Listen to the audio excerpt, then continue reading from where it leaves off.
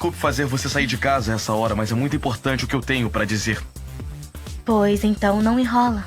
Alô? Boa noite. Eu poderia falar com o professor Horta? Ele não está nesse momento. Quem deseja? Meu nome é Irene Valenzuela. É sobre uma coisa que de alguma maneira tem a ver com você e eu acho que você tem que saber. Ele ficou de vir aqui na minha casa dar aulas particulares para minha filha e, como ele ainda não chegou, queria saber o que aconteceu. O professor teve um problema pessoal. Não sabe como me dizer que o Josué e eu podemos ser irmãos?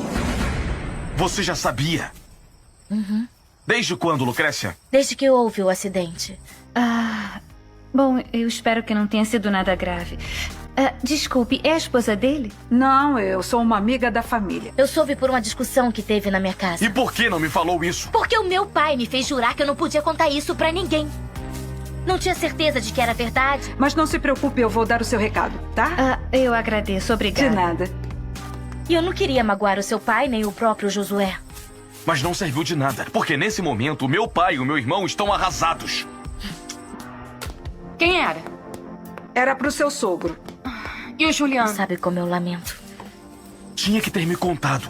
Nessa época você e eu estávamos juntos e eu achava que você sentia confiança. Não ligou? Não. Ai, isso é o cúmulo! Como não?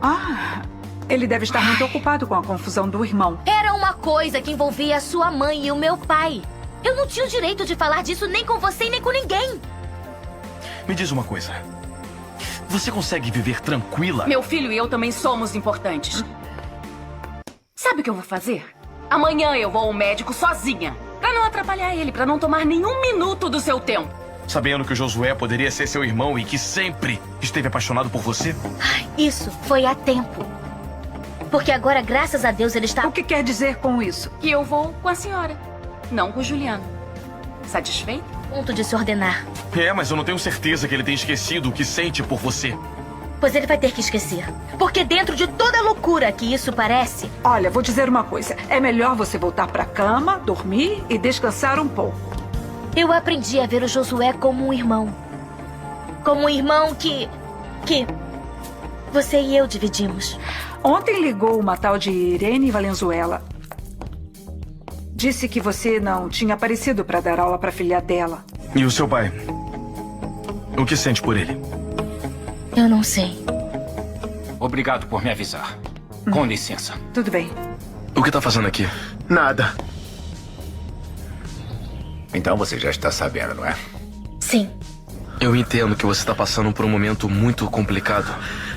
Pelo que eu pude ouvir, a minha mãe jogou na sua cara o que todo mundo já sabe. As reclamações da sua mãe não me irritam. Não quero falar com você. Por favor, Josué, eu sou seu irmão. O que dói e muito é o desprezo do Rodolfo. Ele não vai me perdoar nunca. É verdade. Você é meu irmão. Mas, pra variar, eu estou bem abaixo de você. Modesto tenta socorrer Fidel, mas ele não permite. Depois conta a Delfina o que aconteceu. Jura que foi um acidente, mas sabe que pode ser preso por tentativa de assassinato e decide conversar com Paulino sobre o ocorrido. Carmelo, sem pudor nenhum, diz a Lucrécia que se tivesse cooperado, as coisas teriam sido diferentes. Lucrécia reage, lhe dando uma forte bofetada e diz que se voltar a se aproximar dela, o matará. Depois pede a Rosário que proíba a entrada dele na fazenda, mas se recusa a dizer o motivo. Depois do problema com Fidel, o advogado investiga se há alguma acusação contra Modesto e este se surpreende ao saber que não. Rosário pergunta a Carmelo o que fez contra sua filha e deixa claro que não vai permitir que volte a agredi-la.